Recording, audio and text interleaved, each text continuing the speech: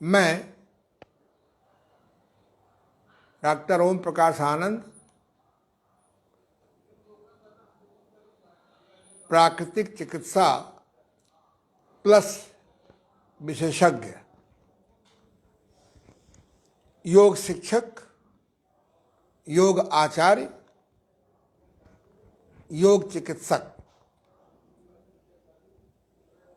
देव अंतर्राष्ट्रीय योग केंद्र, गीतानगर, कानपुर। देव अंतर्राष्ट्रीय योग केंद्र, मोतीझील, कानपुर।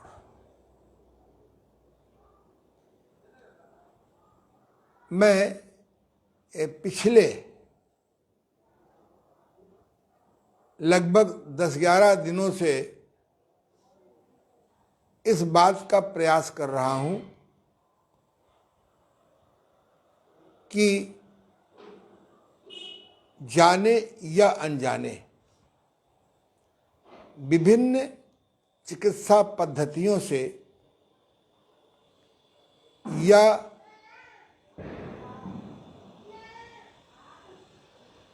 चिकित्सकों से जो बीमारी का भय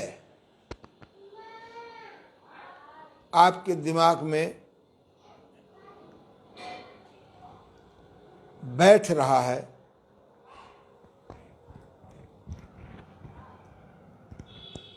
आधुनिक वायरस खोजियों के माध्यम से जो भयंकर भय उत्पन्न हो गया है, इस भय से मैं आपको बाहर निकालूं। सभी चिकित्सा पद्धतियों के चिकित्सक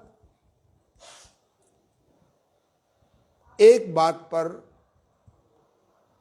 एक मत हैं कि अगर हम शरीर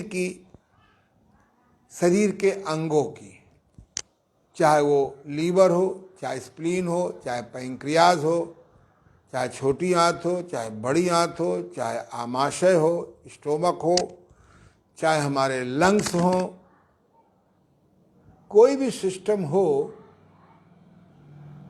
इनकी इम्यूनिटी यानी रोग प्रतिरोधक शक्ति बढ़ाई जाए। लेकिन जिस प्रकार का अनजाने भय उत्पन्न किया जा रहा है या हो रहा है, हम किया जा रहा है शब्द को वापस ले रहे हैं, हो रहा है।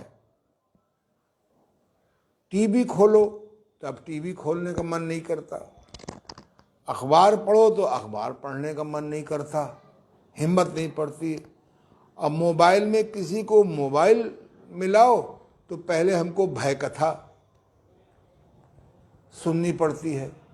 यद्यपि उनका उद्देश्य नहीं है कि हमारे को भय पैदा करें, उनका उद्देश्य सावधान रहने का है। लेकिन इंडिविजुअल साइकोलॉजी के हिसाब से हमारे अवचेतन मन में भय बैठ रहा है, और भय से सबसे ज़्यादा इम्यूनिटी कम होती है। अगर हम खाने पीने से, जड़ी बूटियों से, नाना प्रकार के आयुर्वेदिक प्रासों से इम्यूनिटी बढ़ाएंगे तो इम्यूनिटी घट तो रही है।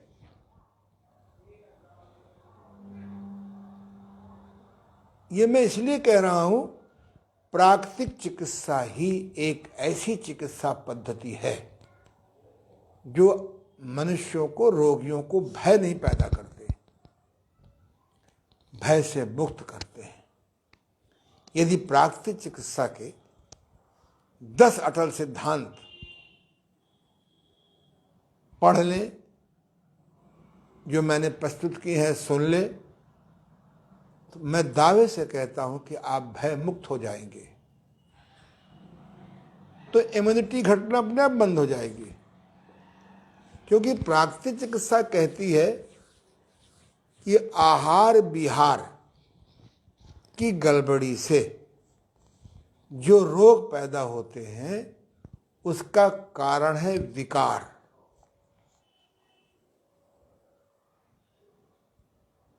और उन सब का नाम है विकार, और सबका इलाज है अविकार होना या विकार का निकालना। लीवर में कूड़ा जमा हो गया है आहार विहार की गड़बड़ी से, विचार की गड़बड़ी से, गलत दवाइयों से, हानिकारक दुष्परिणाम उत्पादक दवाइयों से, तो लीवर खराब हो गया। छोटी आंत में रुक गया है विकार, तो छोटी आंत का रोग विकार हो गया, रोग कह लीजिए। बड़ी आंत में रुक गया तो बड़ी आंत का विकार हो गया। ब्लड में रुक गया तो ब्लड का विकार हो गया। आमाशय में रुक गया तो आमाशय का विकार हो गया। कफ कुपित हो गया तो कफ का विकार हो गया। पित्त कुपित हो गया तो पित्त का विकार हो गया। वायु कुपित हो गई तो वायु का विकार हो गया। तो हम क्यों ना आहार विहार विचार ठीक करें और ऐसी जड़ी बूटियों का प्रयोग करें, ऐसी औषधियों का प्रयोग करें जो उत्तेजक ना हो, जो हमारे रोगों को निकालने में सहायता करें, दमन में सहायता न करें। अब अज्ञानता बस या इमरजेंसी या धैर्य की कमी से आप बीमारी को शांत करवा लेते हैं, मैं उसके विरोध में नहीं हूं। बहुत इमरजेंसी में जीवन रक्षा के लिए अगर कोई आप विकार को दमन भी कर लेते हैं तो भी मैं बहुत विरोधी नहीं हूं। मैं बहुत उदारवादी प्राकृतिक चिकित्सक हूं। पहले मैं बहुत हठवादी प्राकृतिक चिकित्सक था, लेकिन अब मैं उदारवादी प्राकृतिक चिकित्सक हूं। लेकिन हमको प्रयास यही करना है कि विकार निकले। मिस्टर लुई कोने, फादर ऑफ नेचुरोपैथी, ने विकारवाद का सिद्धांत सबसे पहले दिया।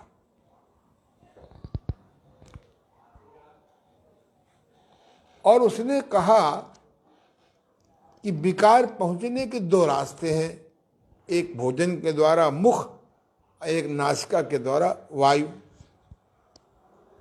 थोड़ा मैंने और डेवलपमेंट्स किए। आंखों के द्वारा भी विकार पहुंचता है, कानों के द्वारा विकार पहुंचता है, त्वचा के द्वारा विकार पहुंचता है, नासिका के द्वारा वायु के रूप में विकार पहुंचता है। तो ये जो हमारे जीव के द्वारा विकार पहुंचता है, हमारे मन के असंयम से, मन की अज्ञानता से, मन के प्रज्ञा अपराधी के कारण ये जो विकार पहुंचता है, ये भी कारण है। हम विषय को बहुत आगे नहीं बढ़ाना चाहते।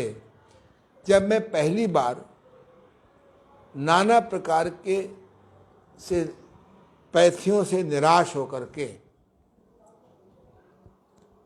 अपने प्राकृतिक चिकित्सा के प्रथम गुरु डॉक्टर महावीर प्रसाद जी गुप्त, जो मेरी दाहिनी तरफ बैठे हैं, इनके संपर्क में गया तो उन्होंने समझाया, बल्कि पूछा मुझसे, तुम्हारा पेट ठीक रहता है? मैंने कहा नहीं। तुम्हारा पेशाब खुल के होता है? मैंने कहा हाँ। बोले तुमको पसीना खुल के आता है? मैंने कहा मुझे आज तक यही नहीं पता है कि पसीने की एक बूंद कैसे निकलती है मेरी बॉडी से। बोले बस तुम्हारा रोग पकड़ में आ गया। अगर तुम प्राकृतिक भोजन से, प्राकृतिक चिकित्सा के माध्यम से यदि तुम्हारा पेट, तुम अपना पेट ठीक कर लो, अपना पाचन ठीक कर लो, अपना पोषण ठीक कर लो, निष्कासन तो ठीक हो ही जाएगा, तो तुम्हारी आधी बीमारी ठीक। अगर तुम सुबह शाम 1 घंटे शुद्ध वायु में घूमो टहलो, अब तो शहरों में शुद्ध वायु की कल्पना आप नहीं कर सकते। रोज अखबार में आता है कि प्रदूषण कितना गहरा हो गया है, और तुम्हारा पसीना खुल के आने लगे तो तुम निश्चित ठीक हो जाओगे। मेरी बात समझ में आई नहीं आई, पर गुरु के वचनों पर मुझे विश्वास हो गया, क्योंकि मुझको 5 दिन में ही जो लाभ मुझको 3 साल में नहीं हुआ दवा खाते खाते, वो मुझको 5 दिन में लाभ दिखने लगा। क्योंकि मैं 5 मिनट पढ़ नहीं पाता था। अगर मैं 5 मिनट खुली आंखों से पढ़ता था तो मेरा सिर लगा जैसे कि फट जाएगा। तो उन्होंने मुझे पसीना कैसे आवे इसकी मुझे एक तरकीब बताई। उन्होंने एक बाल्टी में, आधा बाल्टी में पानी गुनगुना करवा दिया और एक रोवेदार तौलिया भिगोई गई और उसको निकाल करके निचोड़ी गई कि पानी टपके नहीं। और उन्होंने सबसे पहले मेरे मुंह पर बड़े प्यार से घर्षण करवाया, नॉन वायलेंट अहिंसक घर्षण करवाया। उसके बाद मेरे सिर पर उन्होंने करवाया, फिर धीरे से मेरे हाथों में, मान लीजिए ये आपकी तौलिया है रोमेदार, ऐसे भिगोया, निचोड़ा और पूरी ईमानदारी से, यहाँ तक कि अंगूठे के चारों ओर उन्होंने मालिश, इसका नाम रखा उन्होंने जल घर्षण स्नान। क्या नाम रखा? जल घर्षण स्नान, यानी जल के माध्यम से घर्षण करते हुए पूरी बॉडी को स्नान करना, और गुनगुने पानी से कराया है, जिससे कि रोम इसमें गर्मी बॉडी में पहुंचे। और उसके बाद उन्होंने मुझे लुई कोने का पत्ता स्नान कराया। लुई कोने का हरा पत्ता स्नान कहलाता है, या लुई कोने का सूर्य स्नान थ्रू ग्रीन लीव्स।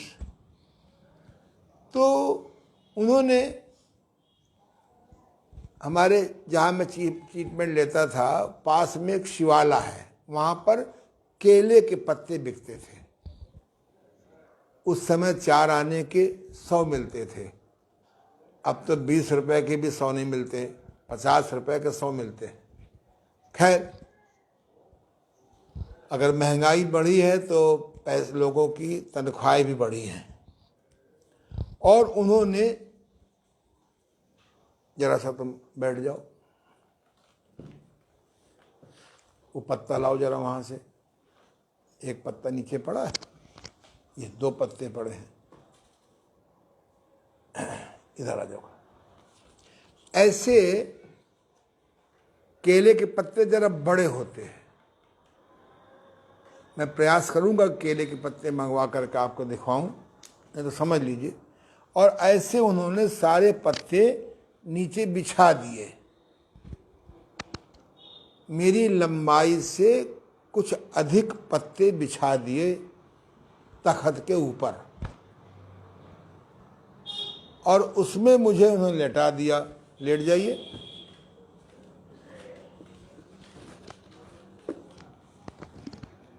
सपोज करिए ये लाल चादर नहीं है, ये कमल के पत्ते नीचे पूरे बिछे हुए हैं। पत्ते बिछाने के पहले एक एक पत्ते को जरा साफ करना पड़ता है, कहीं अनजाने कोई कीड़ा उसमें हो, उसमें होते बहुत कम है। और उसके बाद ऐसे सारे पत्ते बदन पर बिछा दिए गए। नासिका में थोड़ा ऐसे पत्ते को हम लोग ऐसे छेद कर देते थे और ऐसे नाक भी बंद ना हो, पूरे बदन पे नीचे भी हरा पत्ता केले का और कमल का, गलती हो गई, तालाबों में कमल का पत्ता होता है, नीचे भी कमल का पत्ता, ऊपर भी कमल का पत्ता, नासिका को थोड़ा छेद करके पूरा पत्ता बिछा दिया। ये आप ध्यान से देखिए, देखना दिखाई पड़ रहा है? ये देखिए, नीचे भी पत्ता बिछा है, ऊपर भी पत्ता बिछा हुआ है, नासिका भर खुली है। और पत्ता उड़ने न पाए उसके लिए एक चादर, सूती चादर, पतली चादर, यानी मार्किन का एक आता है मार्केट में, मार्किन कहलाती है। वो सफ़ेद भी होती है, पतली भी होती है। उसको पानी में भिगो दिया और निचोड़ लिया और सारे पत्तों के ऊपर हमने उसको बिछा दिया। इस क्रिया के पहले हम लघु शंका के लिए, पेशाब के लिए मरीज से कहें कि भाई कराओ, अगर सांस लगा हो तो सांस भी कराओ, क्योंकि 15 मिनट, 20 मिनट, आधा घंटा, जाड़े में आधा घंटा और गर्मी में 15-20 मिनट समय लगता है। और 15-20 मिनट में, गर्मियों में 15 मिनट 20 मिनट में और जाड़े में आधा घंटे में सारे बदन से ऐसे पसीना निकलता है जैसे किसी ने बाल्टी भर पानी डाल दिया हो। जब पसीना खूब खुल के आ जाए, सबसे देर में पसीना पैरों में आता है। मैं वादा नहीं करता हूं, पर 1-2 दिन में मैं आपको सिखाऊंगा कि पैरों को पसीना लाने से क्या लाभ होता है और पैरों में पसीना कैसे लाएं और इसमें किस प्रकार से लाभ होता है। तमा के रोगियों को, श्वास के रोगियों को, एलर्जी के रोगियों को, जिनके पैर ठंडे रहते हैं, उनको नींद बहुत अच्छी आती है। और नहला दिया। नहलाने के बाद, कपड़े पोंछने के बाद, लुई कोने कहता है कि मजबूत रोगियों को कट स्नान देना, ठंडा घर्षण कट स्नान देना चाहिए और कमजोर रोगियों को ठंडा घर्षण मेहन स्नान, सिज बात देना चाहिए। तो जो विकार डिजॉल्व होता है पसीने के नीचे, क्या नाम है, त्वचा के नीचे वाला, वो जल्दी से निकल जाता है। और मेरे गुरुदेव ने मुझको सप्ताह में 2 दिन ऐसा करवाते थे। मेरा 1 सप्ताह में ही पसीना खुल के आने लगा। अगर पसीना आ भी रहा होता है तो भी ये क्रिया करनी चाहिए, क्योंकि बहुत कम लोगों को मालूम है कि शरीर में लाखों छिद्र होते हैं। त्वचा में लाखों छिद्र होते हैं, लाखों छिद्र बंद पड़े हैं,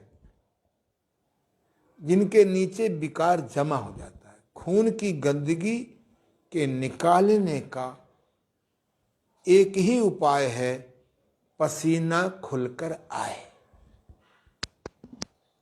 आजकल एक वर्ग के पास पैसा बहुत हो गया है और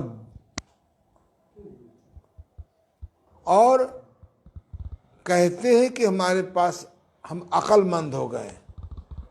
मैं देखता हूं उनकी बुद्धि मंद हो गई है, मंद अकल के हो रहे हैं।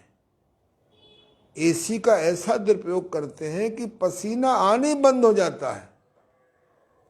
इसका भी मैंने उपाय निकाला है कि किस प्रकार से एसी में भी रहें और डेली स्वेटिंग भी करें। शरीर की स्वेटिंग सबसे ज़्यादा जरूरी है। जैसे खुलकर डेली पेट साफ होना जरूरी है, जिस प्रकार से जब भी आप दिन में 8-10 बार पेशाब करने जाएं, अगर आप 8-10-12 बार पानी पिएंगे तो 8-10-12 बार पेशाब भी करने जाना पड़ेगा। तो पेशाब खुल के हो। जब हम जीना चढ़ें, टहलें, तो हमारी सांस भी खुल करके जाए, ये नहीं कि हाँफने लगे।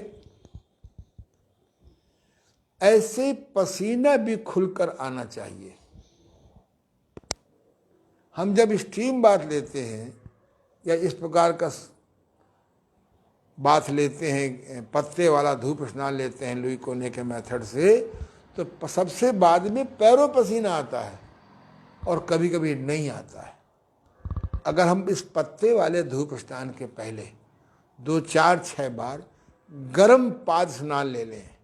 प्राकृतिक चिकित्सा में गर्म पाद स्नान बहुत गजब की चीज है। जुखाम का दुश्मन, बुखार उतारने में चमत्कारी, दमा के रोगियों के लिए महाचमत्कारी। आपकी एक जो मशीन नहीं होती, फुसफुस मशीन, क्या कहते हैं आप लोग उसको, इसमें सूंघने से क्या कहते हैं उसको? परफ्यूम। नहीं, परफ्यूम नहीं, जो सूंघने से श्वास खुल के हो, वो इनहेलर। इनहेलर। आपका इनहेलर तो फेल हो सकता है, लेकिन आपका ये जो गर्म पाद स्नान है, भस्त्रिका प्राणायाम है, ये कभी नहीं फेल हो सकता। तो इस प्रकार जब पसीना आ जाए, ये जाड़े में 12 बजे कर सकते हैं, गर्मियों में 8-9 बजे करते हैं। तो इस प्रकार से, जिस प्रकार से पेट साफ करने के लिए हम लोग एनीमा करते हैं, बस्ती करते हैं, गणेश क्रिया करते हैं, या ग्लिसरीन की बत्ती लगाते हैं जिससे पेट खुल के साफ हो जाए, जिस प्रकार से श्वास खुल के आने के लिए भस्त्रिका प्राणायाम करते हैं, श्रद्धेय बाबा रामदेव का अन्वेषित कपालभाति प्राणायाम करते हैं, भ्रमण योग करते हैं, जॉगिंग करते हैं, पेशाब खुल के होने के लिए महन स्नान करते हैं, मैं बता चुका हूं। ऐसे ही खुलकर पसीना लाने के लिए ये पत्ती वाला धूप स्नान बहुत ही मिरेकिल है। तो इस प्रकार से हम लोग पत्ती वाला धूप स्नान करके शरीर की स्वेटिंग कर लें। अब आप समझ लीजिए कि हमने धूप स्नान ले लिया, पत्ते हटा करके नहला दिया, टब में बिठा दें तो बहुत अच्छी बात है। कमज़ोर रोगियों को, ताकतवर रोगियों को हम देते हैं ठंडा घर्षण कट स्नान, कमज़ोर रोगियों को देते हैं ठंडा घर्षण महन स्नान, इंद्रिय स्नान। और किसी कारण से आपके पास व्यवस्था नहीं है तो आप सिंपली नहा करके भी, जिस समय हम धूप स्नान देंगे, यहाँ पर एक ठंडे पानी में तौलिया भिगोई हुई निचोड़ करके यहाँ रख देंगे।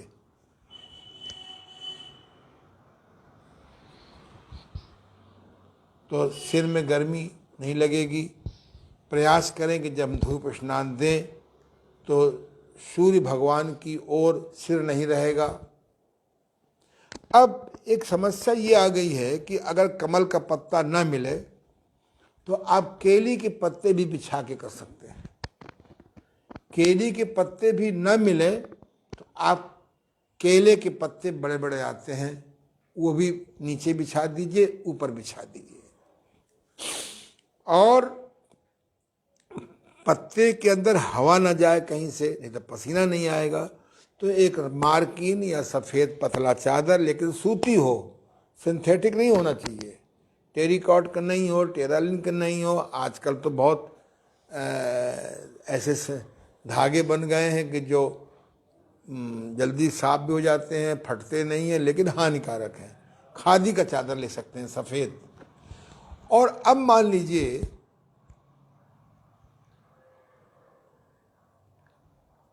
हाँ, एक और, नीम की पत्तियों के द्वारा भी कर सकते हैं।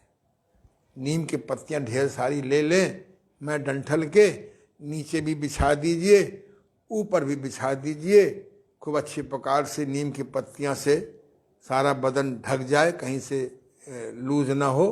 ऊपर से चादर बिछा दीजिए, भीगा हुआ निचोड़ा हुआ सफ़ेद सूती, इससे भी पसीना आता है।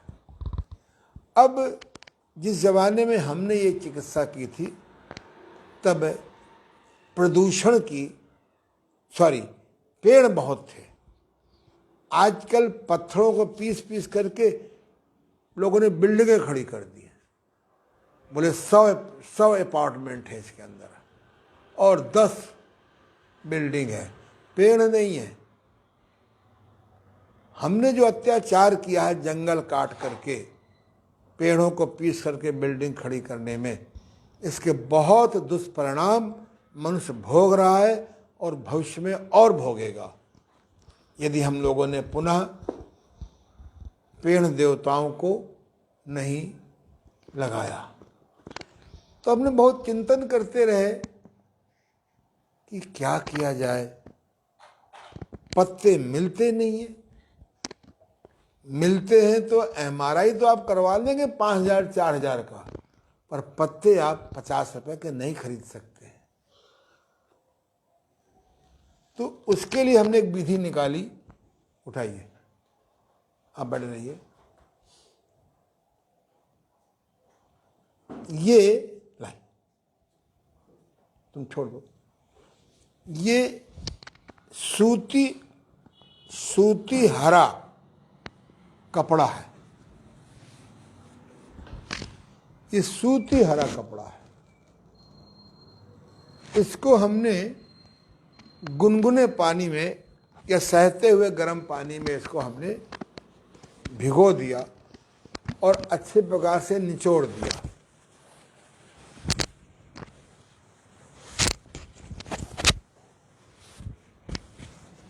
फटकार दिया और इसको नीचे भी बिछा दिया। जरा उठिए आप, पकड़िए।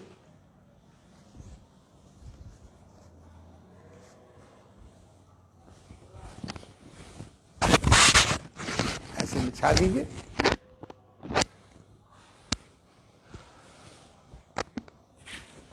इसको ऐसे बिछाओ, यहां से छोटा रखो, करो।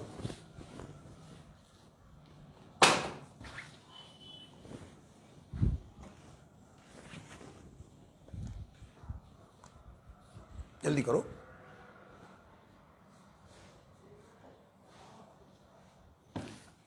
अब इसमें लेट जाइए आप और ऊपर जाइए। ऐसे यहां पर हमने, जैसे पुलिस वाले कोई हत्या या गड़बड़ हो जाने पे पंचनामा करते हैं ना, ऐसे हमें जीवित व्यक्ति का पंचनामा करना है। छोड़ दीजिए।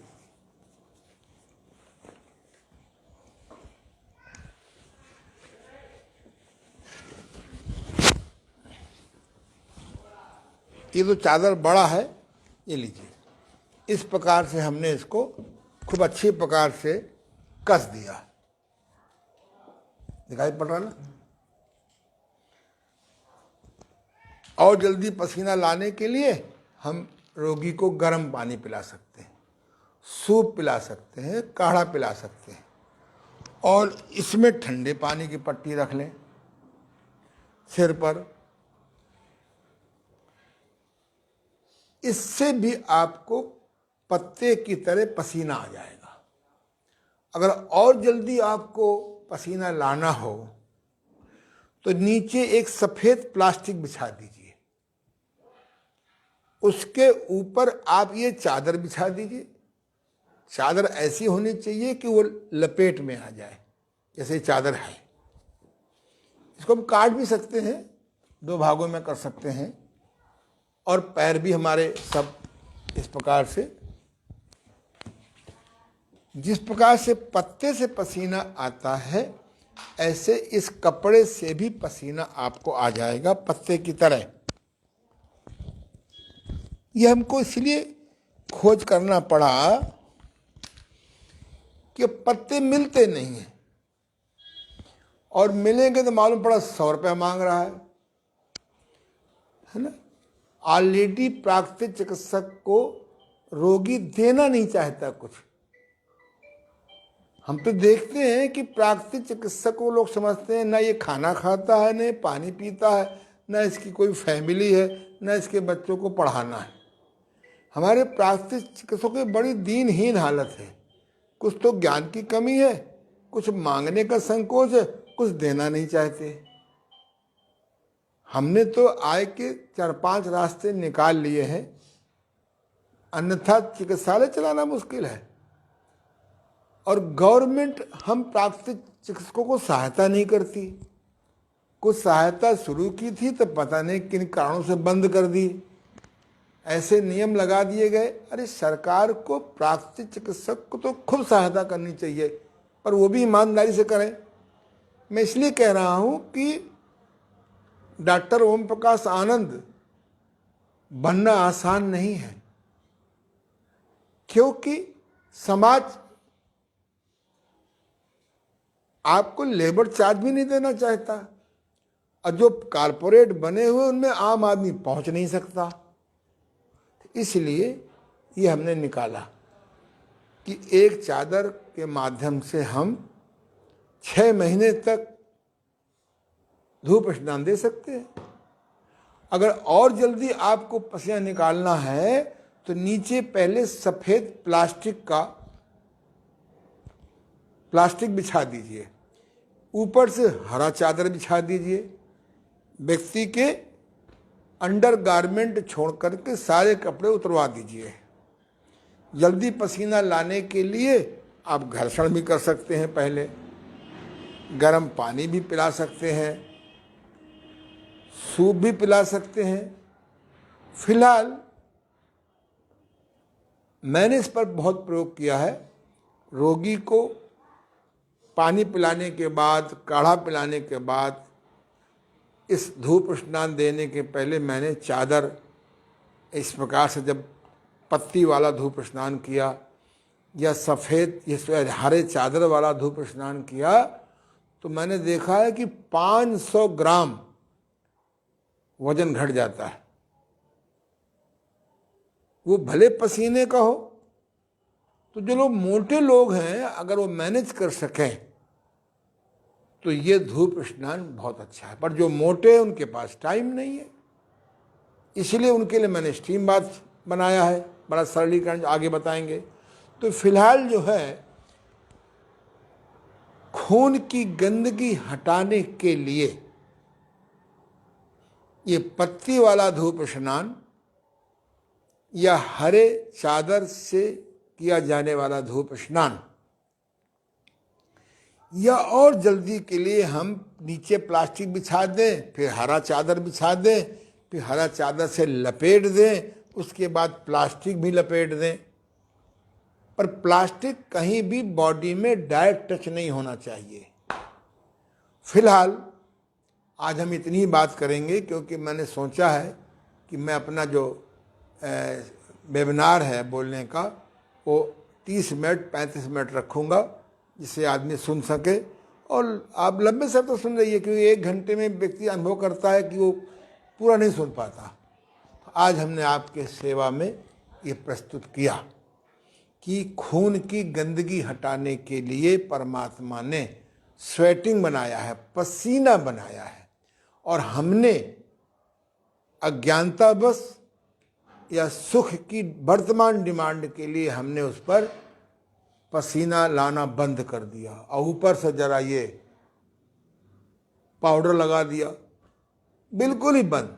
अगर आपको सुखी रहना है तो सप्ताह में 1 दिन भी अगर आप धूप स्नान लेना शुरू कर दें। कल हम चर्चा करेंगे कि डायरेक्ट धूप स्नान कैसे लें और किस प्रकार से विटामिन डी प्राप्त करें।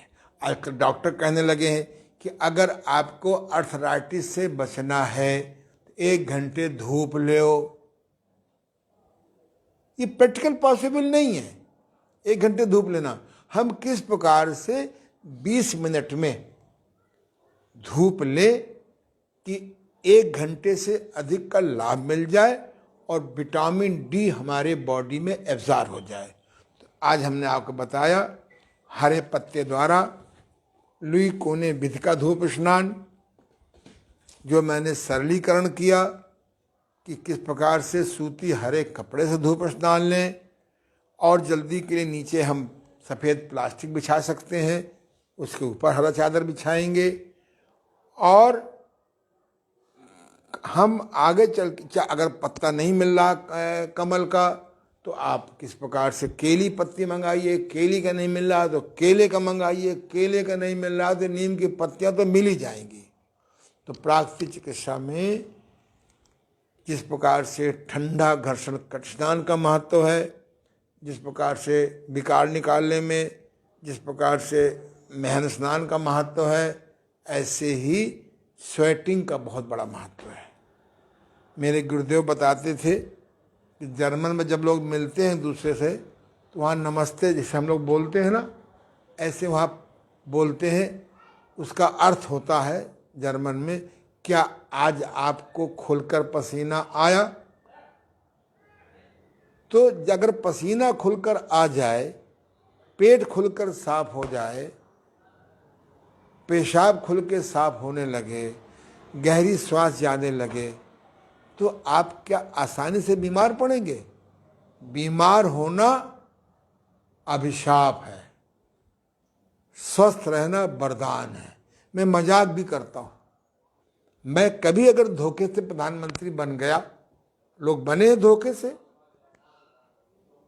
तो मैं जो लोग छुट्टियां लेते हैं बीमार होने पर, उनकी डबल अपसेंट लगनी चाहिए। सरकारी आदमी में तो 100 में 90 आदमी छुट्टी नकली लेते हैं, और प्राकृतिक चिकित्सक तो बीमार होने का प्रश्न नहीं है। अगर बीमार हो गया है तो 1 घंटे से 24 घंटे में स्वस्थ रह सकते हैं। मेरी बात का बुरा मत मानिए, अगर बुरा लगे तो जाके गर्म पानी पी लीजिएगा, उसमें कुछ डालने की जरूरत नहीं है, क्योंकि गर्म पानी अपने आप में महा औषधि है। आप सबको बहुत धन्यवाद। कल हम लोग फिर मिलेंगे।